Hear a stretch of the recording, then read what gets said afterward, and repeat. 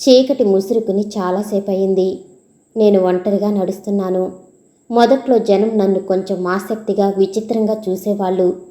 ఇప్పుడు పట్టించుకోవటం మానేశారు. నా దగ్గర వాళ్లకు కావలసిన థ్రిల్ లేనప్పుడు వాళ్లకు నా మీద ఆసక్తి ఎందుకుంటుంది? ఎన్ఆర్ఐ అంటే విదేశాల నుంచి వచ్చి రాజకీయాల్లో దిగాలి, లేకపోతే జనాన్ని వెంటేసుకుని అమెరికా ముచ్చట్లు 3D ఎఫెక్టులలో చెప్పాలి. ఆ రెండు నేను చేయనప్పుడు సహజంగానే నా మీద ఇంట్రెస్ట్ ఉండదు. ఆలోచనలతో నడుస్తున్న నేను హఠాత్తుగా ఎదురుగా కనబడుతున్న దృశ్యం చూసి ఆగిపోయాను. ఓ వ్యక్తి పందులకు ఆహారం వేస్తున్నాడు. పందులన్నీ ఆయన చుట్టూ చేరి ఆహారం తింటున్నాయి. ఇందులో పెద్ద ఆశ్చర్యం ఏముంది? కానీ ఆ వ్యక్తి ఆంజనేయస్వామి గుడి పూజారి గారు. పరమ నిష్ఠాగరిష్ఠుడైన ఓ పూజారి అశుద్ధంగా భావించే పందులను దగ్గరకు తీసుకుని ఆహారం వేయటమా? ఇందులోని అర్థం ఏమిటి? మా 5 ఎకరాల పొలం ఆక్రమించుకుంటున్నట్లుగా ఈయన పందులను పెంచుకుంటూ సైడ్ బిజినెస్ చేస్తున్నాడా? నేను ఆగి దీన్నంతా చూడటం చూసి ఆయన నా వైపు చూసి నవ్వాడు. బాగున్నావా బాబూ? బాగున్నాను. ఏమిటిదంతా? దేని గురించి మీరు అడిగేది? ఓహో, పందులకు ఆహారం పెడుతున్నాననా? నేను అవునన్నట్లుగా తలూపాను. అసలు ఆయనతో ఈ సంభాషణ అంతా ఎందుకు చేస్తున్నానో నాకే అర్థం కాకుండా ఉంది. ఆయన పందులను పెంచుకుంటే నాకేంటి? చికెన్ సెంటర్ నడిపితే నాకేంటి? సమాజంలో అన్ని లోపాలు వంకరలు మాత్రమే దర్శించేందుకు అలవాటు పడ్డ నా మనసు, కళ్ళు, మెదడు సమస్తం సిగ్గుతో చచ్చిపోయే విషయం చెప్పాడాయన. చూడగలిగితే, అర్థం చేసుకోగలిగితే మన కళ్ళ ముందు కనిపించే ప్రతి సంఘటన వెనుక ఉండే అసలైన అర్థం వేరే ఒకటి ఉంటుందని నాకు అర్థమయ్యేలా చెప్పాడాయన. బాబూ, ఇవి నా పందులు కావు. ఎవరి పందులో కూడా నాకు తెలీదు. అదిగో చూసారా, సన్నగా ఉండి కుంటుతూ నడుస్తుందే, దాని పేరు సంతానలక్ష్మి. నేనే దానికి ఆ పేరు పెట్టాను. మిగిలిన పందులన్నీ దాని సంతానం. నేను ఈ పూజారికి పిచ్చెక్కిందా అన్న ఆశ్చర్యంతో వింటూ ఉండిపోయాను. పందికి పేరు పెట్టాడంట. ఇవన్నీ ఆ పంది పిల్లలంట. మూర్ఖత్వం. ఓ రోజు సాయంత్రం ఈ సంతానలక్ష్మి ఒక పెద్ద గుంటలో పడిపోయింది. పైకి రాలేక అల్లాడుతుంది. నేను చూపు మరల్చుకుని వెళ్ళిపోయాను. పందిని అంత దగ్గరగా చూడటం అదే మొదలు. కాసేపట్లో దాని ప్రాణం పోతుందని తెలిసినా నేను పెద్దగా పట్టించుకోలేదు. ఓ నీచమైన పంది గురించి అంతగా ఆలోచించేదేముంది అని నాకు నేనే సర్ది చెప్పుకున్నాను. దేవాలయానికి వెళ్ళాక నాలో ఏదో అలజడి, అశాంతి.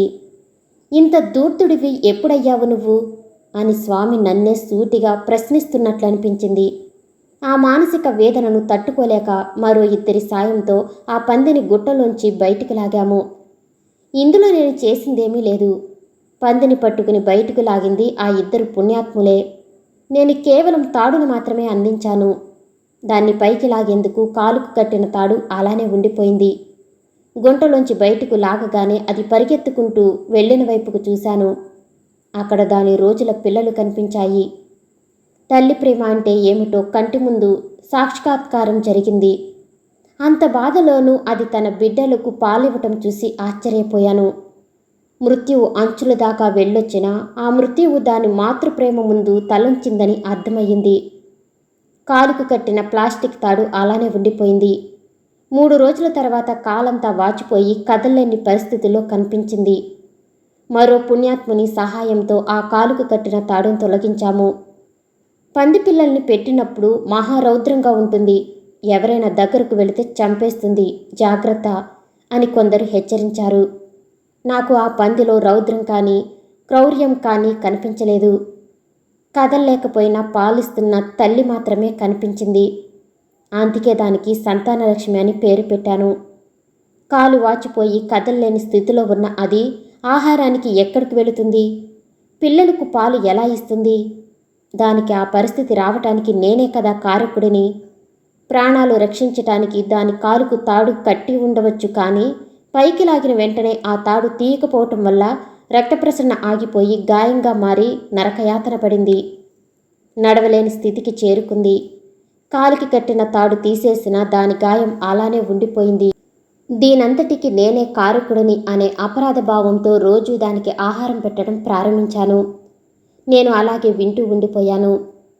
భగవద్గీతలో చెప్పినట్లుగా జ్ఞానికి సునకమునందు సునక మాంసమును వండుకుని తినేవాని యందు ఆత్మతత్వం మాత్రమే కనబడుతుంది. ఎటువంటి భేదాభావము ఉండదు. ఈ పంది నా జీవితాన్ని మార్చేసింది బాబు. గోవు అంటే పవిత్రం, పంది అంటే అసహ్యం అనుకునే అజ్ఞానంతో బతుకుతున్న నాకు జీవితం అంటే ఏమిటో నేర్పింది. ఈ ప్రపంచంలో నీచమైన అశుద్ధమైన జీవి ప్రాణి ఎవ్వరూ లేరని తెలిసి వచ్చింది. ప్రతి ప్రాణి జీవితానికి ఓ అర్థం ఉంది. పంది అంత అసహ్యకరమైనది అయితే విష్ణుమూర్తి వరాహ అవతారం ఎందుకు ఎత్తుతాడు? పందిని నీచమైనదిగా అసహించుకునే మనుషులు మళ్ళీ ఆ పంది మాంసాన్ని ఎందుకు తింటున్నారు? ఏ రోజు ఒక్క మెతుకు కూడా ఆహారం వేయని వ్యక్తి సంతానలక్ష్మిని, దాని బిడ్డలను వలలు ఉచ్చులు పట్టుకుని వేటాడి పట్టుకెళ్ళిపోతూ ఉంటాడు. వాటిని చంపి వాటి మాంసాన్ని అమ్ముకుంటాడు. ఎన్నో పిల్లల్ని పెట్టింది. దుర్మార్గులు వేటాడుతుంటే తప్పించుకుని బతుకుతూ చివరకు దాని ఈ కొద్దిమంది పిల్లలు మిగిలారు. ఏదో ఒకరోజు వీటిని కూడా ఆ దుర్మార్గుడు పొట్టన పెట్టుకుంటాడని తెలిసి గుండె కలుక్కుమంటుంది. గుంటలో పడ్డప్పుడు సంతానలక్ష్మి నా వైపు దీనంగా చూసిన చూపు, తన బిడ్డల్ని పట్టుకెళ్ళి చంపేస్తూ ఉంటే నువ్వు మమ్మల్ని రక్షించలేవా అని మౌనంగా రోదిస్తూ అడగటం కేవలం నాకు మాత్రమే అర్థమవుతుంది. ఇతరులకు ఇదంతా ఓ మూర్ఖత్వంతో కూడిన పిచ్చితనంగా కనబడుతుంది. మిగిలిన వీటిని కూడా ఆ దుర్మార్గుడు ఏదో ఒకనాడు పొట్టన పెట్టుకుంటాడు. ఆపలేని నిస్సహాయుడను.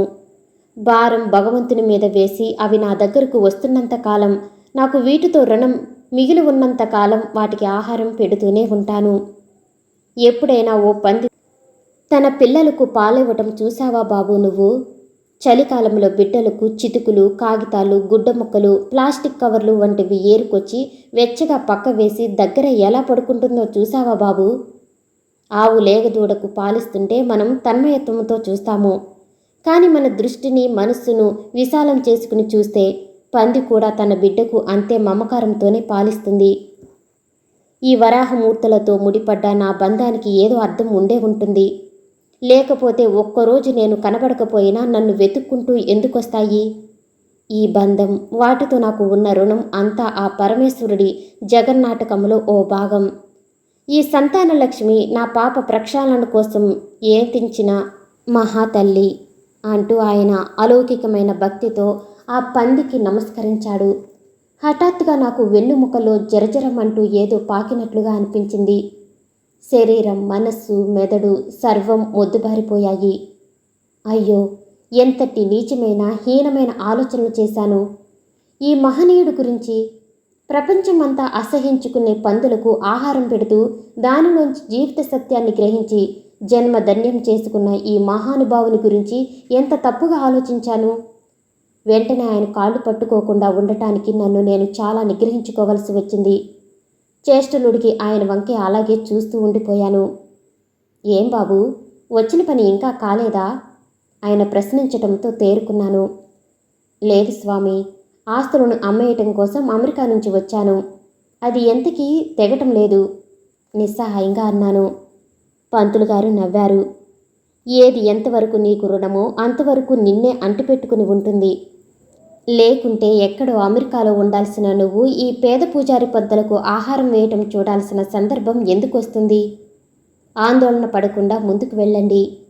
ఏం జరగాలన్నది ఆ భగవంతుడే చూసుకుంటాడు. ఆ మాటలతో నాకు కొంచెం మనశ్శాంతి దొరికినట్లుగా అనిపించింది. స్వామి, వేరేగా అనుకోకపోతే తమరిని ఓ ప్రశ్న అడగమంటారా? సంశయిస్తూనే అడిగాను. ఇందులో అనుకోవటానికి ఏముంది బాబు, అడగండి. ఇంతటి జ్ఞానం, సంస్కారం ఉన్న మీరు ఇతరుల పొలం ఆక్రమించుకుని కోర్టుకెళ్ళి స్టే ఎందుకు తెచ్చుకున్నారు? అది న్యాయమేనా, ధర్మమేనా? పంతులు గారు నా ప్రశ్నకు కంగారు పడతారనుకున్నాను. కానీ ఆయన అంతే ప్రశాంతతతో, బాబు, ఇది ఒక అపోహ, ఆపార్థం. నేను కోర్టుకు వెళ్ళలేదు. నేపం నా మీద వేసి కొందరు ఊరి పెద్దలు ఈ తతంగాన్ని నడిపారు. ఇందులో నేను నిమిత్త మాత్రుడను. అదేంటి అలా అంటున్నారు? నేను ఆశ్చర్యంగా అడిగాను. అవును బాబు, మీకు తెలియక అడిగారు కనుక చెప్పటం నా ధర్మం. తమరు భావిస్తున్నట్లుగా ఆ 5 ఎకరాల పొలాన్ని నేను ఆక్రమించుకోలేదు. అది భగవంతునికి మీ తాతగారు సమర్పించిన నైవేద్యం. మీ నాన్నగారు మీ తాతగారి వితరణను గౌరవించారు. పత్రాలు లేకపోయినా ఏనాడు ప్రశ్నించలేదు. కానీ నాయుడు గారికి ఉన్నంత ఔదార్యం వారి చిన్న కుమారుడికి ఉండాలని లేదుగా. అందుకే వివాదం మొదలయ్యింది. మీ తాతగారు గుడికి దానం చేసింది అని పెద్దలంటారు. పత్రాలు లేవు కాబట్టి నేను అంగీకరించను అని మీ తమ్ముడు గారు అంటారు. చివరికి వ్యవహారం కోర్టుల దాకా సాగింది. అంతేకాని అందులో నా ప్రమేయం కానీ ప్రోద్బలం కానీ ఏదీ లేదు. ఆ ఆంజనేయులు వారికి తన పొలం కాపాడుకోవటానికి ఈ బక్క బ్రాహ్మడి సాయం కావాలా బాబు? నాకు ప్రపంచమంతా గిర్రున తిరుగుతున్నట్లుగా అనిపించింది. ఎప్పుడు తాతలు గుడికి దానం చేసిన పొలం, పెద్దల నిర్ణయాన్ని గౌరవించకుండా ఇతర ఆస్తులతో పాటు దేవునికి ఇచ్చిన పొలాన్ని కూడా కేవలం పత్రాలు లేవన్న మిషతో నందు అమ్మేయాలని ప్రయత్నించాడన్నమాట. నేను అమెరికాలో ఉన్నాను కాబట్టి వాస్తవాన్ని వక్రీకరించి మన పొలం పూజారి ఆక్రమించుకున్నాడు అనే అబద్ధాన్ని నా మెదడులో నాటాడు. అది పెద్ద వృక్షమే. పంతులు గారిని చూడగానే నా ఆలోచనలన్నీ వక్రంగా తప్పుగా సాగుతూ వెళ్ళాయి.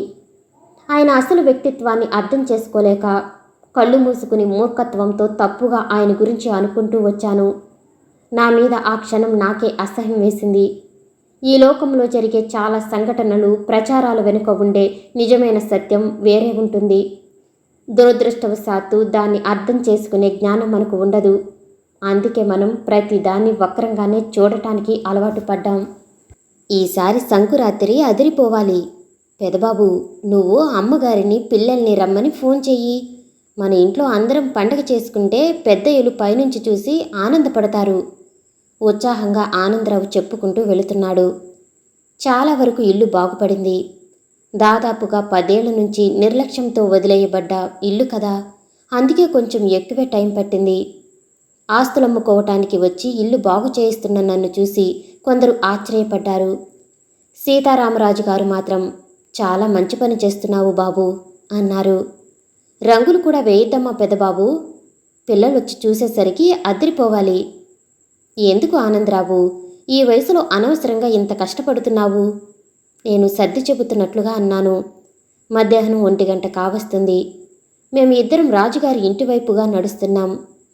పొద్దున్నే లేవటం, ఆనందరావు రాగానే ఇంటి దగ్గరకు రావటం, పని చేస్తున్న సమయంలో రాజుగారు స్వయంగా తనే అందరికీ టిఫిన్లు తేవటం, మధ్యాహ్నం రాజుగారింట్లో భోజనం, కాఫీ, చీకటి పడేదాకా పనిలో పడటం.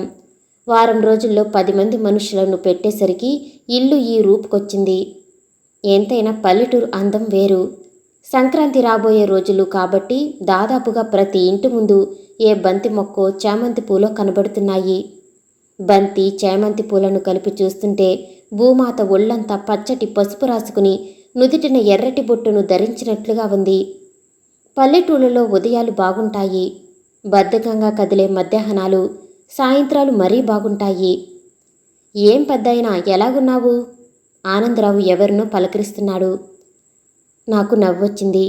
70 ఏళ్ల ఆనందరావు తనకంటే అటూ ఇటుగా మరో 5 ఏళ్లు ఎక్కువ వయసున్న ఆయనను పెద్దాయన అని పిలవటం. చిన్న పాకలాంటి దాని ముందున్న నులక మంచంలో కూర్చున్నవాడు మమ్మల్ని చూసి దగ్గరగా వచ్చాడు. నాయుడు గారి పెద్ద కొడుకు అమెరికా నుంచి వచ్చాడు. ఇల్లు పొలం అది బాగు చేస్తున్నాడు. నడుం బాగా వంగిపోయిన ఆ వృద్ధుడు నాకు మరింత సమీపంగా వచ్చాడు. ముఖంలో దైన్యం కనబడుతుంది.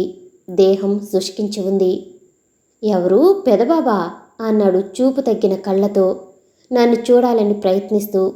కంఠంలో అదోలాంటి సంతోషం. నేను మీకు తెలుసా? చిన్నప్పుడు ఎప్పుడో చూశాను నాయనా. మహానుభావులందరూ వెళ్ళిపోయాక ఏం మిగిలిందని ఏదో ఆ రోజుల్ని తలుచుకుంటూ దేవుడు ఎప్పుడు పిలుస్తాడా అని ఎదురు చూస్తూ ఇలా బండి లాగుతున్నాం. భోజనం అయ్యిందా పెద్దాయనా? ఆ మాత్రం పరామర్శకే ఆయన కన్నీళ్లు పెట్టుకుంటూ నా 2 చేతులు గట్టిగా పట్టుకున్నాడు. వణుకుతున్న ఆ చేతులే ఆయన గుండెల్లోని దుఃఖాన్ని వ్యక్తపరుస్తున్నాయి. అయినా నీ బిడ్డలకి ఇదేం పోయే కాలం. ఈ వయసులో నిన్ను ఇట్లోంచి తరిమేస్తారా? ఎలా బతుకుతావు? నీకైనా బుద్ధి ఉండక్కర్లా? వావు కోసం కన్నబిడ్డలతో గొడవ పెట్టుకుంటావా? ఆనందరావు ఆయన మీద సున్నితంగా అరుస్తున్నాడు. అప్పుడు చూశాడు దాన్ని. పాకకు ఓ పక్కన నీడలో కూర్చుని మావైపే చూస్తూ ఉంది బక్క చిక్కిన ఆవు ఒకటి. ఆ వృద్ధుడు, ఆవు 2 ఆ క్షణంలో ఒకేలా కనిపించారు నాకు. ఆదరించేవాళ్ళు లేక ఆకలితో కాకుండా దుఃఖంతో అలమటిస్తున్నట్లుగా ఉన్నారు. ఆవు కోసం పిల్లలు ఇంట్లోంచి తరిమేయటం ఏమిటి పెద్దాయనా? నేను ఆశ్చర్యంగా అడిగాను. దాందేముందులే పెదబాబు. ఆయన గొంతు దుఃఖంతో వణికింది. కడుపును పుట్టిన బిడ్డల గురించి ఒక్క మాట అయినా వ్యతిరేకంగా మాట్లాడని మమకారం కన్నీళ్ల రూపంలో అడ్డుకుంది. పాలివని దీన్ని సాకటం ఎందుకు దండగా అంటారాళ్ళు. బతుకంతా మన కోసమే దారిపోసిన దాన్ని కబేళాకు అమ్మొద్దంటాను నేను. దాని మీద పెద్ద గొడవయ్యి నేను సీతామాలక్ష్మి వేరుగా ఉంటున్నాం. అంతే బాబు, ఇంకేం లేదు. ఇతరుల మీద విమర్శలు, కంప్లైంట్స్ లేవు, క్లుప్తంగా చెప్పాడు. బిడ్డలు ఇంట్లోంచి తరిమేసినా వాళ్ళ పట్ల మమకారమే కానీ కోపం లేదు. మరి ఈ వయసులో ఒక్కడివే ఎలా బతుకుతావు పెద్దాయనా? సీతామాలక్ష్మి తోడుందిగా పెద్దబాబు. వయసులో అది నాకంటే చిన్నది, కానీ దాన్ని చూస్తే మా అమ్మని చూసినట్లుంటుంది. ఇక బతకటం అంటావా పెద్దబాబు? బతకటానికి డబ్బు కావాలి. ఈ వయసులో నేనేం చేయగలను? అందుకే భగవంతుడి మీద భారం వేసి ఆయనే ఇచ్చిన కిడ్నీ అమ్మేశాను. షాక్ తినటం, కదిలిపోవటం, కంపించిపోవటం లాంటి వర్ణనలుంటాయి, కానీ నా పరిస్థితి వాటన్నింటికీ అతీతంగా ఉంది. ఓ వృద్ధుడు తనని నమ్ముకున్న ఓ ఆవు కోసం తన కిడ్నీని అమ్మేసి సాకుతుంటే అదే వృద్ధుని బిడ్డలు తండ్రిని ఇంట్లోంచి బయటికి తరిమేశారు. నాయనా, దీని జీవితమంతా మాకు సేవ చేసింది. దీని పాలతో నా బిడ్డలు పెరిగారు. ఇది పెట్టిన బిడ్డలు నా బిడ్డల బిడ్డల ఆకలిని తీర్చాయి, పొలాన్ని దున్నాయి, నా కుటుంబాన్ని ఆదుకున్నాయి. ఏ మనిషి చేయని సాయం జంతువై నాకు చేసింది. అటువంటి దీన్ని ఒట్టిపోయిందని 1000 రూపాయల కోసం కబేళాకు అమ్మేయమంటావా నాయనా? పెద్ద చదువులు చదువుకున్నవాడివి, లోకం చూసిన వాడివి, ధర్మం నువ్వే చెప్పు నాయనా. ఎవరు చెబుతారు? చాణక్యుడు చెబుతాడా? అరిస్టాటిల్ చెబుతాడా? ప్లేటో చెబుతాడా? అక్షరం ముక్కరాని ఓ పేద వృద్ధుడు మానవజాతి నీచ నికృష్ట మనస్తత్వం మీద ఆర్తితో, జాలితో అడిగిన ఆ ప్రశ్నకు సమాధానం ఏ మేధావి చెబుతాడు? ఏ జ్ఞాని చెబుతాడు? మనిషికి కావలసింది గుండెల్లో తడి అని ఎవరు చెబుతారు? యూజ్ అండ్ త్రో సంస్కృతిలో బ్రతికే మనుషులకు ఏ భగవంతుడొచ్చి చెబుతాడు? నేను వంగి ఆ బక్క చిక్కిన వృద్ధుని కాళ్లకు నమస్కరించాను. ఆయన కంగారుగా పెదబాబు అంటున్నాడు. అదేమీ నాకు వినిపించటం లేదు. వృత్తం పూర్తయింది. అంతర్గత మనో తుఫాన్ క్రమంగా శాంతిస్తుంది. బుద్ధుడికి బోధి వృక్షం కింద జ్ఞానోదయం అయ్యిందంట. నాకు మా పల్లెటూళ్ళలో మధ్యాహ్నం ఓ పేద వృద్ధుడు జీవితం అంటే ఏమిటో నేర్పాడు. ఈ సత్యాన్ని ఇప్పుడు నేను నేర్చుకోలేకపోతే ఇక నేను జీవితంలో ఎప్పటికీ ఏదీ నేర్చుకోలేను. ఘనీభవించిన నా మనసు ద్రవీభవించటం మొదలయ్యింది. బ్లాంక్ చెక్ పంపించావు, దాంతో నన్నేం చేయమంటావు? నందు ఫోన్లో అడిగాడు. నీ వాటా ఆస్తికి నువ్వే రేటు కట్టుకుని అంత అమౌంట్ వేసుకో. ఏంటి? అవతల నందు గొంతులో ఆశ్చర్యంతో కూడిన షాక్ లాంటిది వినిపిస్తుంది. నా వాటా ఆస్తిని నువ్వు కొనుక్కుంటున్నావా? అవును. కొనుక్కుని ఏం చేసుకుంటావు? నేను మాట్లాడకుండా మౌనంగా ఉండిపోయాను. రాజు అంకుల్, ఊళ్ళో వాళ్ళు నీకు బ్రెయిన్ వాష్ చేశారా? పనికిమాలిన చెత్త అంతా బుర్రలో నింపారా? ఆ ఊళ్ళో ఆస్తులు వీలైనంత త్వరగా అమ్మేయాలని నేను కంగారు పడుతుంటే నువ్వేంటి? నీకు ఏం చెప్పినా అర్థం కాదు. నీకు అర్థమయ్యేలా చెప్పేంత జ్ఞానం నాకు లేదు. వారసత్వంగా మనకు వచ్చిన ఆస్తులన్నింటినీ 2 భాగాలు చేస్తే నీ వాటా ఆస్తిని నేను కొనుక్కోవాలనుకుంటున్నాను. అది ఎంతనేది నువ్వే లెక్క కట్టుకో. ఇకపోతే ఎప్పుడో తాతగారు గుడికి దానం చేసిన 5 ఎకరాల పొలం కూడా నేనే కొనుక్కుంటాను. ఆ 5 ఎకరాలకు రేటు కట్టి ఆ మొత్తం నువ్వే తీసుకుని కోర్టులో కేసు వెనక్కి తీసుకో. ఇంతకంటే నేను చెప్పగలిగింది ఏమీ లేదు. బాగా ఆలోచించుకునే ఈ నిర్ణయం తీసుకున్నావా? అవును. మరి వదిన, పిల్లల్ని కూడా సంప్రదించావా? లేదు. వాళ్ళేమైనా అభ్యంతరం పెడితే అప్పుడేం చేస్తావు? ఇందులో అభ్యంతరం పెట్టడానికి ఏముందిరా? నేను నిట్టూరుస్తూ అన్నాను. తండ్రిగా, భర్తగా నా బాధ్యతలు చాలా వరకు నేను నిర్వర్తించాను. ఆస్తిని సంపాదించటం అంటే బాధ్యత అయితే అమెరికాలో నేను కొద్దో గొప్పో సంపాదించాను. ఆస్తి, డబ్బు మాత్రమే కుటుంబానికి సెక్యూరిటీ అయినప్పుడు ఆ మాత్రం డబ్బు సరిపోతుందనుకుంటాను. అక్కడ నువ్వు సాధించేదేమీ ఉండదు. ఆ వెటకారానికి సమాధానం చెప్పకూడదనుకున్నాను. జనం తాలూకు హేళన, వెటకారాలకు సమాధానం మాటలతో కాకుండా చేతలతో చూపించాలి. అయినా చెప్పాను, నేను ఏదో సాధించటం కోసం ఈ నిర్ణయం తీసుకోలేదు. జీవించటం కోసం తీసుకున్నాను. ఈ నిర్ణయంలో ఏ మార్పు ఉండదు. అర్థం చేసుకుంటావనుకుంటాను అని ఫోన్ పెట్టేశాను. పాలివ్వని ఓ ఆవుని కళేబాకు అమ్మేస్తే 2,000, పందిని చంపితే 3,000, పులిని చంపితే 50,000, ఏనుగుని చంపితే 5 లక్షలు, ఖడ్గమృగాన్ని చంపితే 10 లక్షలు, వేప చెట్టు కొట్టేస్తే 5,000, రక్తచందనం అయితే 10 లక్షలు. ఇలా ప్రతి దాన్ని మూగజైవాలను, ప్రకృతి సంపదను, ప్రకృతి అంతటిని కరెన్సీ కాగితాల రూపంలోకి మార్చుకుని ఆనందిస్తున్న మనిషి తాలూకు అజ్ఞానం, మూర్ఖత్వం, క్రౌర్యం ఎప్పటికన్నా మారుతుందా? డబ్బే నిజమైన సంపదగా భ్రమిస్తూ ఆ డబ్బును, ప్రకృతిని నాశనం చేస్తూ సంపాదించి దాన్ని స్విస్ బ్యాంకుల్లో దాచుకుని శాడిస్ట్ ఆనందంతో బ్రతుకుతున్న ఈ మనిషి ఏమైపోతాడు? జీవితాన్ని అనుభవించాలంటే డబ్బు కావాలి. మరి అదే జీవితాన్ని ఆస్వాదించాలంటే ఆత్మ కావాలి, స్వచ్ఛమైన మనస్సు ఉండాలి. డబ్బుకు అమ్ముడుపోని, ప్రలోభపడని, నిష్కల్మషమైన నిజాయితీ ఉండాలి. చదువు వేరు, జ్ఞానం వేరు. అశోకుడు కళింగ యుద్ధం చేసెను, చెట్లు నాటించెను అని చదువుకుంటాం, కానీ ఆ కళింగ యుద్ధం నుంచి అశోకుడు ఏం నేర్చుకున్నాడన్నది మనకు అర్థం కాలేదు. మనకంటే ముందు జీవించిన వాళ్ళు జీవితానుభవాల నుంచి పాఠాలు నేర్చుకుని జీవిత సత్యాలను చెప్పారు. వాటిని అర్థం చేసుకుని ఆచరించేంత జ్ఞానం, తీరిక మనకు లేదు కాబట్టే మన జీవితాలు ఈ విధంగా ఏడ్చాయి.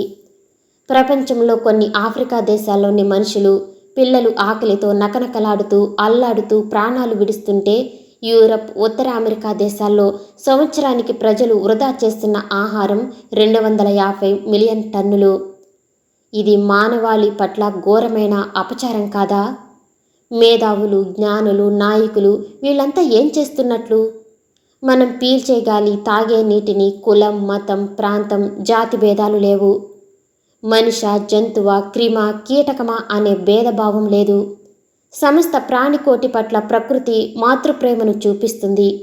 గుండెలను తొలిచిన స్వచ్ఛమైన నీటినే ఇస్తుంది, కానీ విషాన్ని చిమ్మదు. కానీ అదే ప్రకృతి పట్ల మనిషికి గౌరవం లేదు, ప్రేమ లేదు, కనీసం సానుభూతి కూడా లేదు.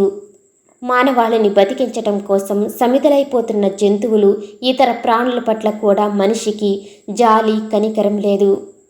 పిచ్చివాడా, మనిషికి సాటి మనిషి పట్లే జాలి లేనప్పుడు నువ్వెందుకు అంత విశాలంగా ఆలోచిస్తూ దుఃఖిస్తావు మూర్ఖుడా అని ఎవరైనా ప్రశ్నిస్తే ఏం సమాధానం చెప్పగలం? డబ్బు సంపాదించడం, ఎలాగైనా డబ్బు సంపాదించడం, ఆ డబ్బుతో సుఖపడటం, ఇదేనా మనిషి లక్ష్యం? ప్రకృతిని వీలైనంత తొందరగా కరెన్సీ రూపంలోకి మార్చుకోవాలని మనిషి అహోరాత్రులు శ్రమిస్తున్నాడు. ప్రకృతిని ధ్వంసం చేసిన తర్వాత ఆ కరెన్సీ లేదా సృష్టించబడ్డ ఆస్తులు పూచిక పుల్ల విలువ కూడా చేయవని అర్థం చేసుకునే జ్ఞానం మనిషికి నశించింది. 100 కోట్లు పెట్టి ఓ బ్రహ్మాండమైన భవంతి కడతావు. ఎక్కడ భూమిలో చొక్క నీరు పడలేదు. ఏం చేస్తావు? బయట క్యానుల్లో వాటర్ కొంటాను. ఎంతకాలం కొంటావు? ఆ నీరు కూడా ఆవిరైపోయిన తర్వాత ఆ భవంతులు నీ దప్పికను తీరుస్తాయా? నీ ప్రాణాన్ని నిలబెడతాయా? ప్రస్తుతం ఈ భూమి మీద కేవలం 2% మాత్రమే తాగటానికి పనికి వచ్చే నీరు. ఆ నీరు కూడా ఆవిరైపోయిన తర్వాత మనిషి ఏం చేస్తాడు?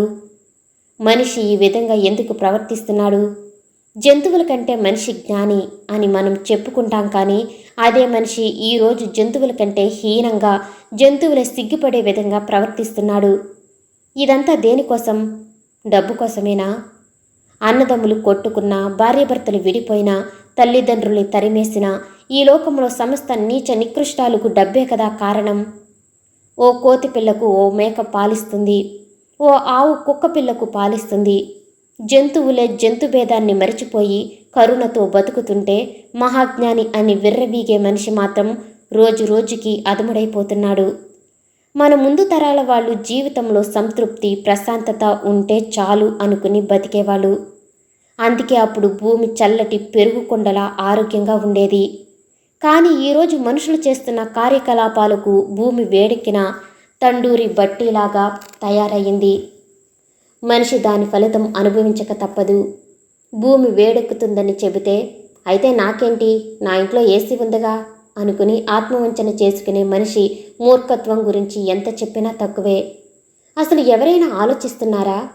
నేను ఒక్కడిని ఈ విధంగా దుఃఖిస్తున్నానా? దీనికి పరిష్కారం ఏమిటి? నాకు మళ్ళీ గతం గుర్తొచ్చింది. డిగ్రీ పూర్తయ్యాక ఓ రోజు నాన్న అడిగాడు, ఇప్పుడు ఏం చేద్దామనుకుంటున్నావు? అమెరికా వెళ్ళి చదువుకుంటాను. నాన్నగారు నా వైపు ఆశ్చర్యంగా చూశారు. అమెరికానా? అంత దూరం వెళతావా? నేను సాధించాలనుకున్న లక్ష్యాన్ని చేరుకోవాలంటే అమెరికాలోనే చదువుకోవాలి నాన్నగారు. కొంచెం భయంగానే చెప్పాను. ఆయన ఏమంటారోనన్న సందేహం. నాన్న ఎంత ప్రేమగా ఆప్యాయంగా చూసినా అది భయంతో కూడిన గౌరవంగానే ఉండేది. ఏమిటి నువ్వు సాధించాలనుకుంటున్న లక్ష్యం? పెద్ద సైంటిస్ట్నయ్యి ఈ ఊరికే కాదు దేశానికే పేరు తేవాలనుకుంటున్నాను. నేను ఉత్సాహంగా చెప్పుకుంటూ పోయాను. నాన్న అలానే వింటూ ఉండిపోయారు. ఆయన ముఖంలో అదోలాంటి విచారం. ఆ పరిస్థితిలో నేను దాన్ని గ్రహించే పరిస్థితిలో లేను. నేను చెప్పేదంతా ఆయన ఓపిగ్గా విన్నారు. అదే సమయంలో నాన్నగారికి కాఫీ తీసుకువచ్చిన అమ్మ కూడా వింది. ఏంటి అమెరికా పోతావా? పిచ్చిగాని పట్టిందా నీకు? నువ్వంత దూరం వెళ్ళిపోతే మేము ఎలా బతకాలిరా? తల్లి తండ్రిని బాధ పెట్టి పెద్ద పెద్ద చదువులు చదువుకుని ఏం సాధించాలిరా నువ్వు? ఆవిడ కోపంతో నా మీద ఎగిరింది. నాకు కూడా కోపం వచ్చింది. ఆ వయసు అలాంటిది, అందుకే నేను అరిచాను. ఈ దరిద్రపు పల్లెటూరులో ఇక్కడే వ్యవసాయం చేసుకుంటూ రైసు మిల్లు నడుపుకుంటూ బతకమంటావా? నా వల్ల కాదు. నాకొచ్చిన మార్కులు చూసారా? గత 10 ఏళ్లలో యూనివర్సిటీ రికార్డు. నాలాంటి ఇంటెలిజెంట్ అమెరికా వెళ్ళి చదువుకోవాలని అందరూ అంటున్నారు. మీకే అర్థం కావట్లేదు. ఎవర్రా అందరూ? అంతగా అయితే వాళ్ళ పిల్లల్ని పంపించమను. America పంపిస్తారో London పంపుతారో. చదువుకునేది జ్ఞానం కోసం, అంతేకాని తల్లిదండ్రులను వదిలేసి దేశాల పట్టుకు తిరగటానికి కాదు. అందులోనూ నువ్వు ఈ ఇంటి పెద్ద కొడుకువి. మీ నాన్న నీ మీద ఎన్ని ఆశలు పెట్టుకున్నారో మర్చిపోకు. నేను పూనకం వచ్చిన వాడిలా మళ్ళీ అరిచాను. ఆశలు పెట్టుకోవటానికి నేనేమన్నా బర్రెనా? 20 లీటర్లు పాలిస్తుందని ఆశ పెట్టుకోవటానికి? పొలాన్న ఎకరాకి 50 బస్తాలు పండుతుందని ఆశ పెట్టుకోవటానికి? మీ ఆశలతో నా జీవితాన్ని నాశనం చేయాలని చూడకండి. అమ్మ ఇంకా ఏదో అనబోతుంటే నాన్న వారించాడు. అలాగే నీ ఇష్టం వచ్చిన విధంగానే ఎక్కడ కావాలంటే అక్కడ చదువుకో. ఆ ఏర్పాట్లు చేస్తాను. ఎంత ఖర్చైనా పర్లేదు. నీకు ఇష్టమైన చదువు చదువుకో పెద్దాడా అని నాన్న లేచి వెళ్ళిపోయాడు. అనుకున్నది సాధించానన్న గర్వంతో నా ఛాతీ వికసించింది. ఆత్మస్థైర్యం మరింత పెరిగింది. నాన్న ఎదురుగా నిలబడి మాట్లాడటమే గొప్ప. అటువంటిది వాదించి విజయం సాధించానంటే అది నా గొప్పతనమే కదా అనుకున్నాను ఆ క్షణంలో. కానీ ఇప్పుడు గుర్తుకొస్తుంది ఆ రోజు రాత్రి జరిగిన సంఘటన. అమ్మ నాన్నతో మాట్లాడుతుంటే నా చెవిలో పడింది. మీరేంటండి, వాడేదో పిచ్చెక్కి మాట్లాడుతుంటే అలా మౌనంగా ఉండిపోయారు? అంత డబ్బు ఖర్చు పెట్టి చదివించటం నా వల్ల కాదని చెప్పలేకపోయారా? తెక్క కుదిరేది వెదవకి. కళ్ళ ముందే పడి ఉండేవాడు. అమ్మ తన ఆక్రోశాన్ని వెలబుచ్చుతుంది.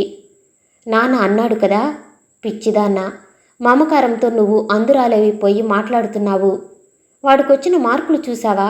నిజంగానే అందరూ వాడినో మేధావిగా మెచ్చుకుంటున్నారు.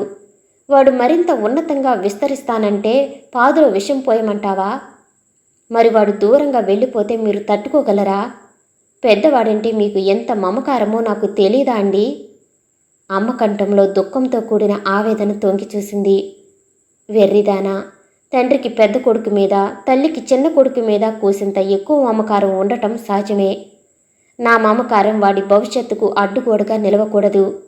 వాడిని ప్రేమించటం తండ్రిగా నా బాధ్యత, బలహీనత. వాడి లక్ష్యం వాడికుంది. ఎగరనివ్వవే పిచ్చిదానా. నోట్లో ఆహారం పెట్టిన పక్షిపిల్ల కాదు, ఇప్పుడది దానికి రెక్కలొచ్చాయి. లోకాన్ని చూడాలన్న ఉబలాటంలో ఉంది. విధికి నువ్వు అడ్డు నిలిస్తే ఆగుతుందా? వెళ్ళనివ్వు. వాడు గొప్పవాడు కావటమేగా మనకు కావాల్సింది. పెద్దోడు దూరంగా వెళితే నాకు మాత్రం ఆనందంగా ఉంటుందా? నేను మాత్రం తట్టుకోగలనా? కానీ ఇదే కదా జీవితం. నువ్వు ఎక్కువగా ప్రేమించే వాళ్ళే నీకు దూరంగా వెళ్ళిపోతారు. రాతలో ఏం రాసుంటే అదే జరుగుతుంది. పెద్దాడికి అడ్డుగా వెళ్ళకు. వాడిష్టం వచ్చిన చదువు ఇష్టం వచ్చిన చోట చదువుకొని. నాన్న గుండెల్లోని ఆవేదన, దుఃఖం ఆ రోజు నాకు అర్థం కాలేదు.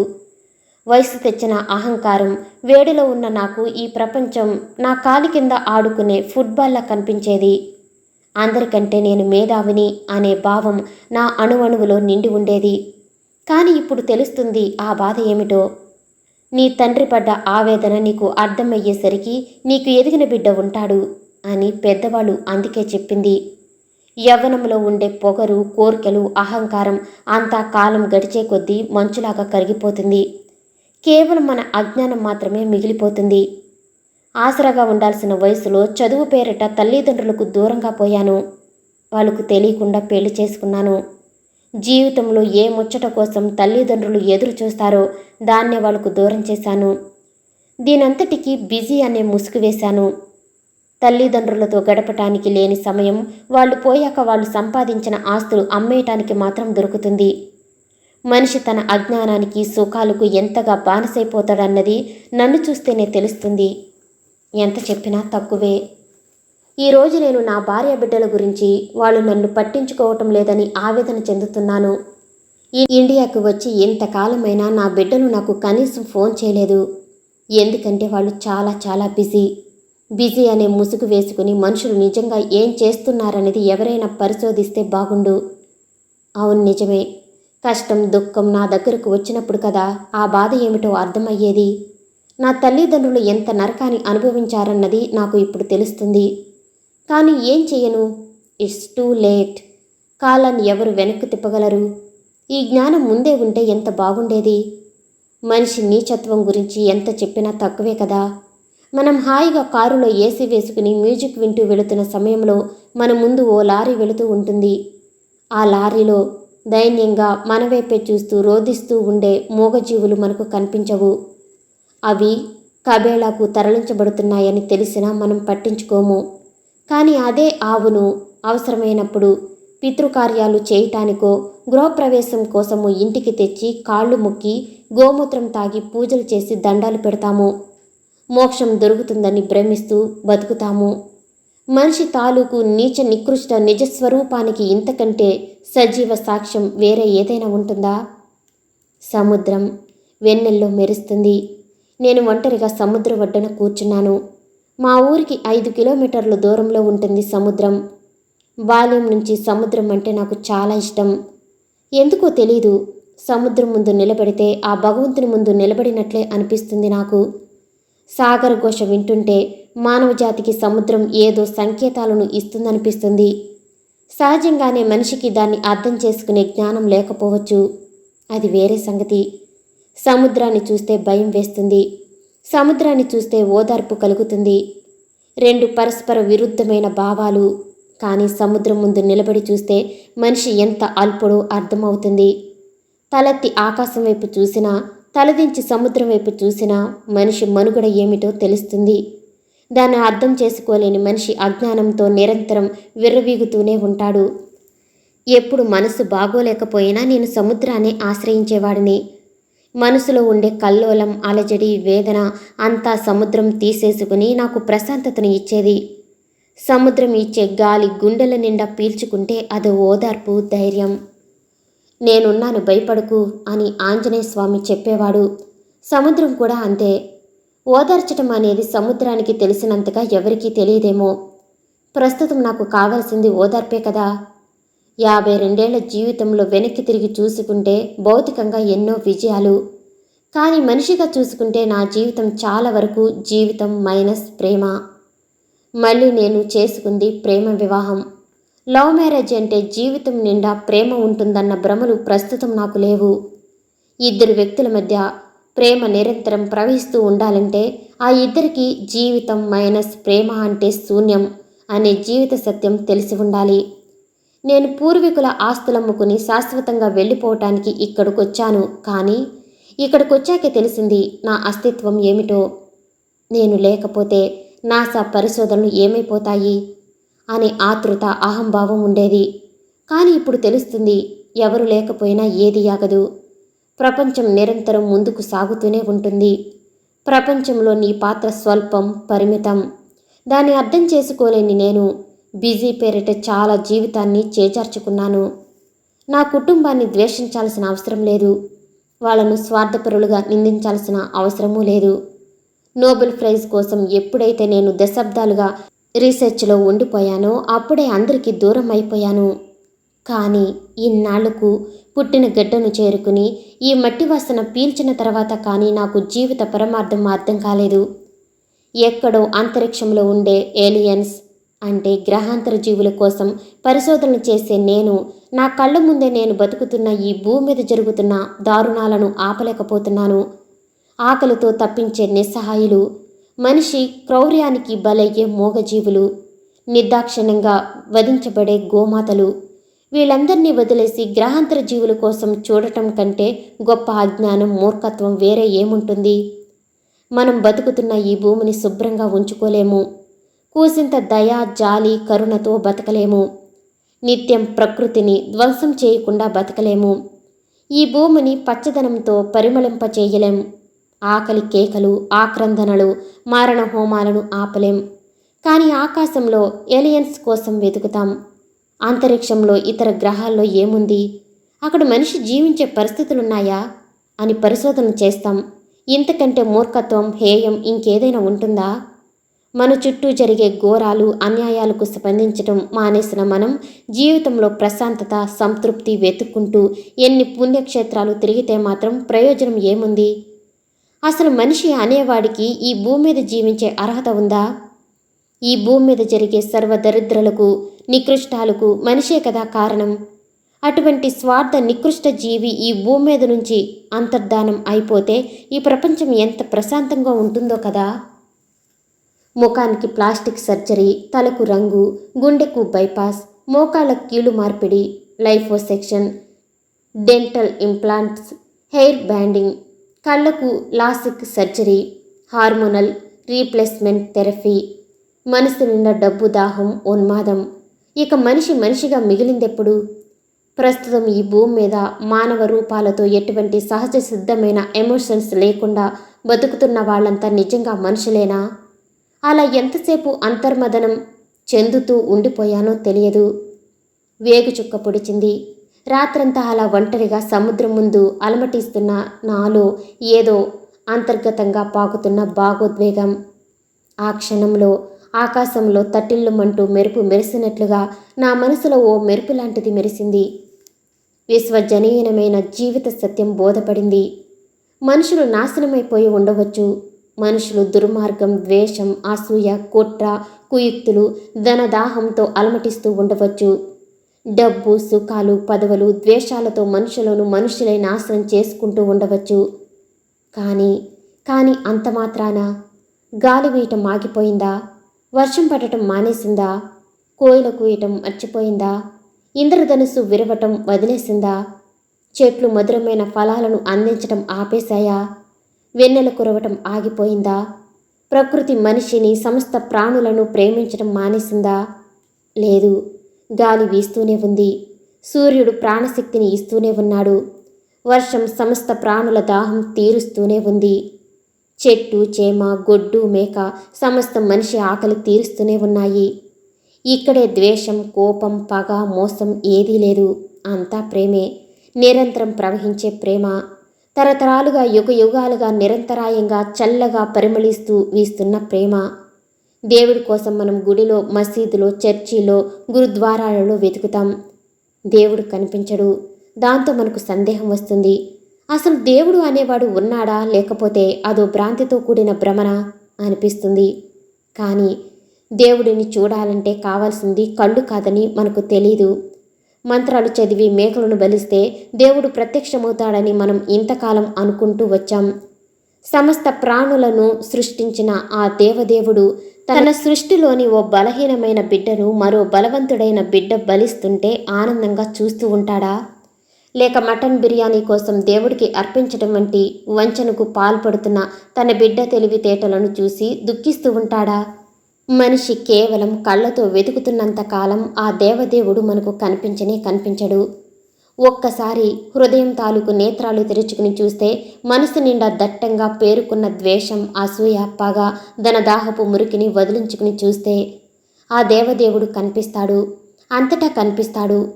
విశ్వవ్యాప్తమై తేజోవంతుడైన ఆ భగవంతుడు చిరునవ్వుతో దర్శనమిస్తాడు. ఓ బుజ్జి మేక పిల్ల చెబుతుంది, నేనే దేవుడిని. ఓ సీతాకోక చిలుక చెబుతుంది, నేనే దేవుడిని.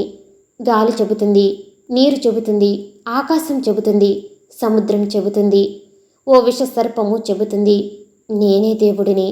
అఖండ జ్ఞానంతో, తేజస్సుతో ప్రజ్వరిల్లే ఆ దేవదేవుడు సర్వాంతర్యామిగా దర్శనమిస్తాడు.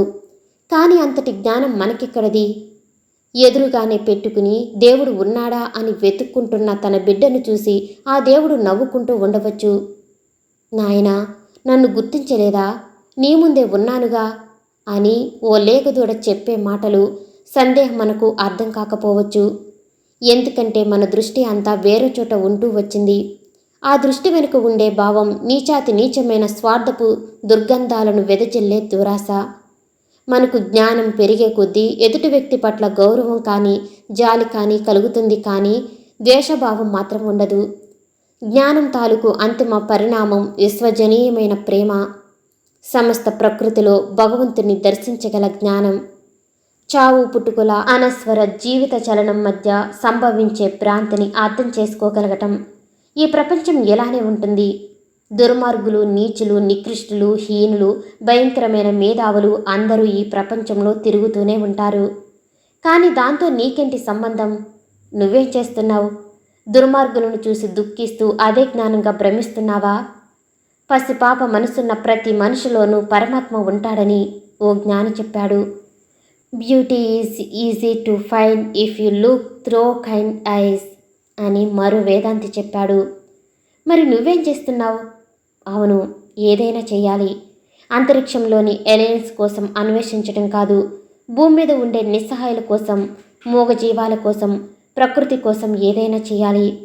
అదే ఈ జీవిత పరమార్థం. అది నాకు ఇప్పుడే అర్థమయ్యింది. బుద్ధుడు, జీసస్, అల్లా వీళ్ళు భూమి మీద తిరిగినప్పుడు కూడా దుర్మార్గం, పాపం, అజ్ఞానం ఉండేది.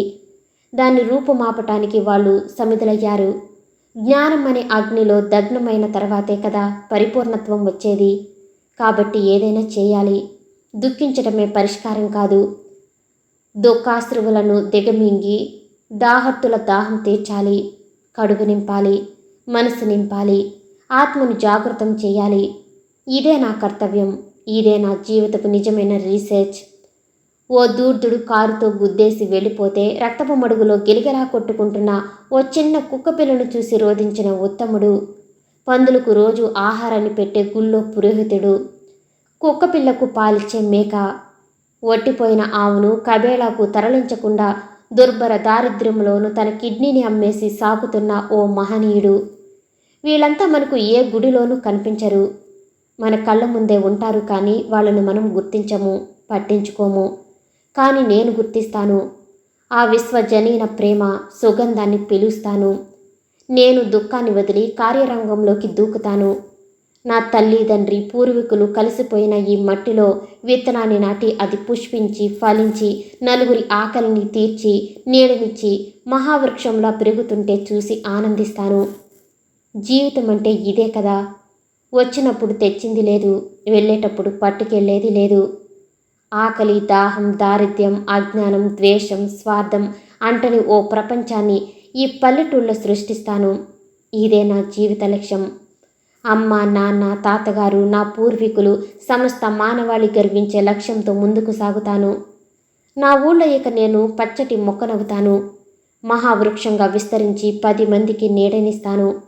నా సంపద, నా జ్ఞానం, నా శక్తి సామర్థ్యాలు, నా ఆయుష్, నా జీవితం సర్వం దారపోసి ఓ పల్లెటూరు ఎంత అద్భుతంగా ఉండొచ్చో ఈ ప్రపంచానికి చూపిస్తాను. తూర్పు దిక్కుగా ఓ కిరణం మొదటిసారిగా నేలకు తాకుతుంది, చీకట్లను దూరం చేస్తూ, నాకు జీవిత లక్ష్యం ప్రసాదిస్తూ. నేను పైకి లేచి మా ఊరి వైపుగా నడవటం మొదలుపెట్టాను. సమాప్తం. నేను వినిపించే ఆడియో నవల్స్ కథలు మీకు నచ్చినట్లయితే మరిన్ని నవల్స్ కోసం షేర్ చేసి, లైక్ చేసి, సబ్స్క్రైబ్ చేసుకోండి. అలాగే పక్కనే ఉన్న బెల్ ఐకాన్ని ప్రెస్ చేయండి. పక్కనే ఉన్న బెల్ ఐకాన్ని ప్రెస్ చేయడం వల్ల నేను పంపించిన ఆడియోస్ మీకు వెంటనే నోటిఫికేషన్ అందుతుంది. Thank you for watching.